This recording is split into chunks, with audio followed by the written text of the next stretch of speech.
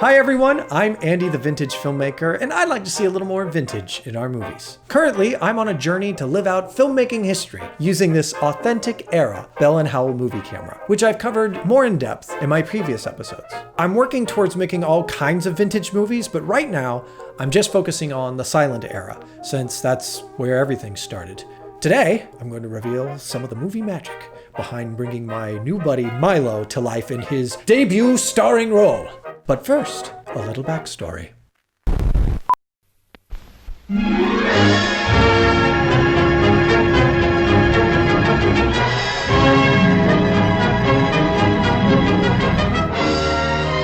Born in 1920 on a poor farm in Indiana, Milo had a hard but simple life as a cherished toy to his owner, a little boy named Jimmy. Milo, hand-stitched and stuffed with straw, didn't quite resemble the more handsome store-bought bears at the time, but Jimmy loved him all the same. Milo was fully content living out his days on the farm with his best friend, until one day, a traveling moving picture show came to town. Milo was so struck by the magical flickering world up on the screen, he knew instantly this was something he wanted to do. Jimmy agreed and auditioned his friend on the spot. But the owners just laughed, pointing out Milo's flaws, rejecting the idea of Milo ever making it in the movies. It seemed this dream would have to wait. As his owner grew up and became of age, he and Milo faced insurmountable hardships, including the Great Depression, the Dust Bowl, and of course, the war. Jimmy, heeding his country's call, had to leave poor Milo behind, since toy bears were not allowed to join the army. Milo waited for Jimmy to return, but after years of patience, it was clear Jimmy was not coming back. One day, Milo was unceremoniously thrown into a trunk with the rest of Jimmy's things, where he remained for years. His dream of leaving the farm and working in the movies was all but a distant memory. In the year 2020, Milo was almost thrown out with the rest of the trunk, when miraculously, he was saved from oblivion by a kind-hearted vintage shop owner. Milo found his way into the spotlight of online retail. There, a young-ish filmmaker who was shopping for a vintage outfit to use in his upcoming film happened to notice Milo on the online storefront. He couldn't quite put his finger on it, but something about this little odd bear spoke to him. He inquired on the spot, and after a few days, Milo and the filmmaker met. In learning about Milo's past, the filmmaker was shocked. He revealed to Milo that his grandfather, who also had fought in the war, just so happened to be named Jimmy. Sadly, though, he never got the chance to meet him. The two, realizing their rare commonality, became instant friends. The young-ish filmmaker fashioned a new vintage studios picture for the two of them, even writing in a best friend for Milo, named Jimmy. At nearly 100 years old, and after decades of waiting, Milo would finally get his shot in the movies.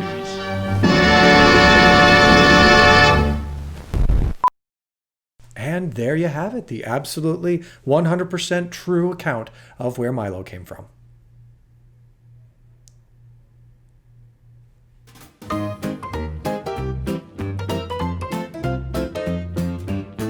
I, of course, found Milo shopping on Etsy, and after reading the description of a mohair straw-stuffed toy bear, I was totally compelled. I mean, just look at him. Look at his little asymmetrical face. Nothing on his face matches. His ears are different sizes. His eyes are in the wrong place. He's great. I had no idea how I would even use this bear, but as I thought about it, I figured I could find a place for him somewhere in a movie. Quick shout out to Seaside Studio, the Etsy store where I bought the bear from. Just look at how Milo arrived. Look at the stickers on the box. Look how the bear was delicately wrapped. And to top it all off, a handwritten thank you note. And I just really genuinely appreciated it. And no, this is in no way some sort of sponsored ad or anything. This is just how I genuinely felt about Seaside. So thank you, Seaside Studio. So after meeting this little bear, the name Milo almost immediately came to mind. This could be because back in my college days, when I was in writing classes, I wrote a little short story about a guy named Milo. That's Frankenstein. And calamity just kind of followed him wherever he went, so it was like a little comedy story. It could be because of the fantastic childhood movie favorite Milo and Otis. But for whatever the reason, it was just very clear that his name was Milo, and it stuck, and I never even second guessed it. I mean, just look at him, he's a Milo. I thought about how he might appear in a movie and what kind of short story I could tell. And that's where a little bit of nostalgia came to play. For those of us who were raised by OG Sesame Street, I, for one, can still instantly recall random and obscure moments from that incredible show to this very day.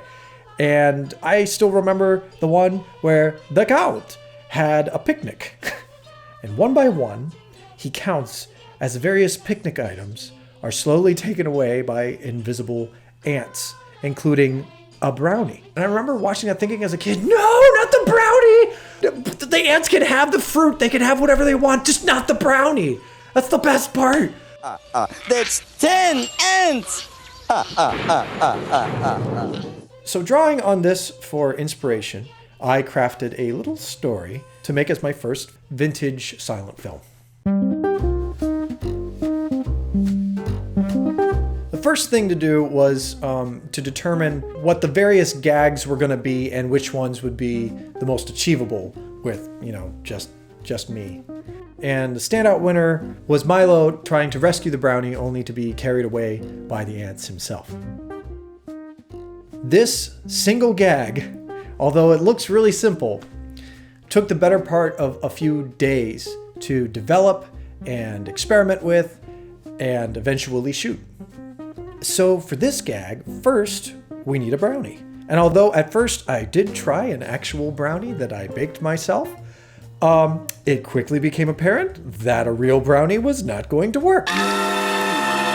It was too dense and too heavy and too crumbly, and throughout the course of a shooting day, it would quickly dry out and disintegrate. So the solution was crafting a prop brownie.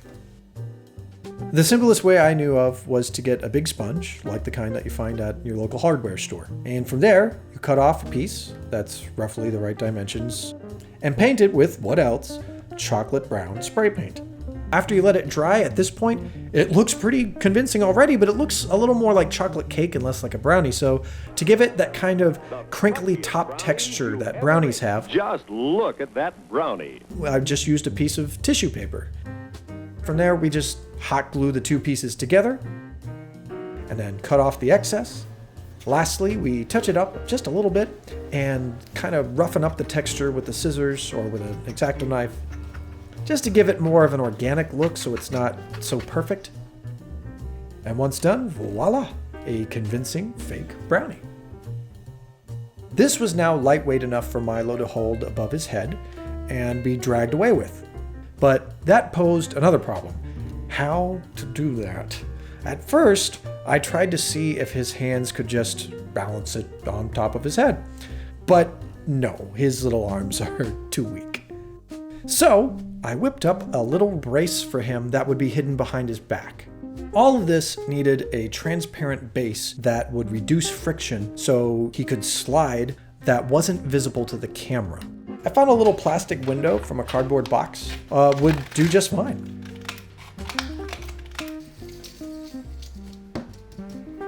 To make the spine, I chose to go with those little wooden stakes that you use for kebabs in cooking, and hot glued that all together as the base. Then to attach Milo, I used these little transparent rubber strands that you get from the crafting store, and I used them to tie around his neck and around his waist. So in effect, it was like tying him to the stake. Poor guy. I also had some sturdy wire on hand that I bent so that he would have something to rest against and wouldn't fall over. At the top, I needed to attach a little platform for the brownie, and for this I decided to use a picnic napkin, but with a piece of aluminum foil glued in between. And then finally, I could kind of skewer everything together and poke a hole through the brownie. And I had a convincing little stand that looked like Milo was holding the brownie above his head. The final touch was removing the glass out of my coffee table and using that as a reliably slick platform to slide Milo across. I figured since the glass was transparent, I could rest it on top of the picnic blanket and you would still see the picnic blanket, but I could probably hide the glass edges so if you didn't know it was there, you wouldn't see it. Now, all of this might not immediately seem necessary, but remember in production, we don't need to just do something on camera one time. We need to be able to do it every time, reliably, on cue, for multiple takes. All this to get the coverage we need, and we might need multiple angles. And you might think, oh, well, I need it left and right, but what about low and high? You might think you have the shot, but as they say in editing, it's not what you thought you shot, it's what you shot. All of this just to get one usable shot in the edit. With all that said, working with Milo proved to be an absolute joy, and he's so much fun. Especially once I got him in the edit, I could not believe what a performance this little toy bear was giving me. With just a little twitch or a slightly different angle of his head, he elicited an entire array of emotions. When I'm recording these, I have to play them back to see them. And a lot of times it wasn't until editing that I actually got to see Milo perform. So for me, it was very much removed. And it was a lot like, I don't know, seeing Milo come to life. Yeah, it's mine. Oh, there's guys over there. Oh, there's guys over there. I'm surrounded.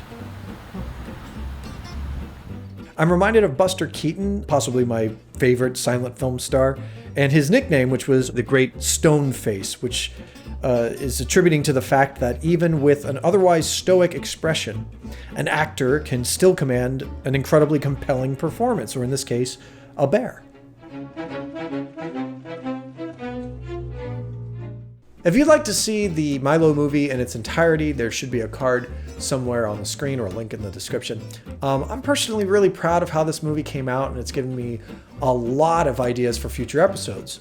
But what do you think? Would you like to see another Milo movie? Do you have any suggestions for future Milo adventures? Let me know in the comments. I also wanted to say thank you so much for all the support I've been getting in the last few months since launching this new channel.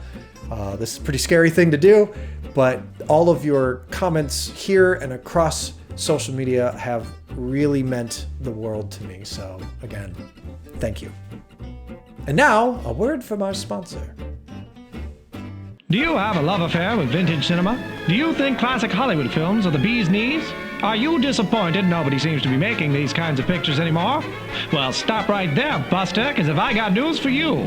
Vintage Studios is the answer. Yes, Vintage Studios makes handcrafted, authentic motion pictures just like how they used to back in yesteryear. Using the latest and greatest techniques from 1947, classic Hollywood filmmaking is alive and well at Vintage Studios. All you have to do is head over to thevintagefilmmaker.com and subscribe to the Vintage Filmmaker newsletter. Instantly, your inbox will be transformed from a dreary doom scroll into a delightful source of vintage Hollywood entertainment, sharing stories about Hollywood history, as well as keeping you up to date with all our goings-on. Sign up today at thevintagefilmmaker.com. That's thevintagefilmmaker.com. Back to you, Andrew. Thanks, vintage announcer guy. Right now, I'm just one guy, and I'm only able to do this whenever I can find the time. But I would love to be able to commit more time to making these kinds of vintage films a reality. If you'd like to support me and what the Vintage Filmmaker is all about, I'd encourage you to like, share, comment, and subscribe. It really does go a long way to growing this channel. Well, that's going to do it for me, folks. I'm Andy, the Vintage Filmmaker, and until next time, here's to seeing a little more vintage in our movies. My cheeks hurt, which I covered in my previous episodes, which are over there, apparently. But first, a little backstory. Ever since I was a little boy, people have enjoyed the sound of my voice. So I figured, you either get busy talking, or you get busy dying. of a handmade mohair straw-stuffed toy bear. That rhymes. That's like a poem. Leave your thing in the comments. Comment, YouTube, all that, social media, whatever. A fly just landed on my face while I was talking, and I didn't break. That's dedication. And that's the kind of dedication I'll give to you and my audience. And the fly's back. I guess talking about the fly counts as breaking. Was that cheesy? That wasn't that cheesy. That's me. I'm cheesy. Jeez. Well, that's gonna do it for me, folks. That sounded really bad. If you'd like to support me and what the Vintage Filmmaker is all about, I don't know what. You can't do anything. It can't be helped. Just forget about it. And we're done.